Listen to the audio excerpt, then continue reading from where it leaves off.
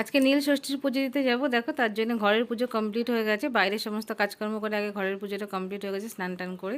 তো তারপর দেখো পুজোর জন্য রেডি হয়ে গেছি আমি। তো পুজোর মধ্যে 5 রকম ফল, মিষ্টি, ফুল, তারপরে ধূপকাঠি, তারপর প্রদীপ সব কিছুই নিয়েছি। তো দেখো মন্দিরে চলে এসেছি আমি। তো এই যে এটা একটা বজরংবলীর মন্দির, তোমরা আগেও দেখেছো, পাশে একটা শিবলিঙ্গ বসানো আছে। তো সেখানেই আমি শ্রাবণ মাসেও জল ঢালতে আসি, আবার নীল ষষ্ঠীতেও জল ঢালতে আসি সেখানে। তো অনেকেই আমরা শুধু বাঙালিরা পুজো করে তা না, অনেকেই এখানে নীলষষ্ঠী বলো আর শ্রাবণ মাসের সোমবার তো এখানে প্রত্যেকেই করে, বেশিরভাগ ছেলে মেয়ে সকলে মিলেই। তো চলো আমার পুজো দেওয়া কমপ্লিট হয়ে গেছে, আর এবার যাব বাড়ির দিকে। ভগবান আমাকে আশীর্বাদ করুক যেন আমি ফ্যামিলি নিয়ে অনেক ভালো থাকি, অনেক সুস্থ থাকি।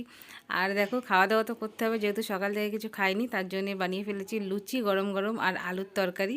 তো তোমরা কীভাবে নীলষষ্ঠী পুজো করো তো আমাকে অবশ্যই জানিও। দেখা হচ্ছে আবার নেক্সট ব্লগে। আমার ভিডিও ভালো লাগলে লাইক কমেন্ট শেয়ার করতে একদম ভুলবে না। টাটা।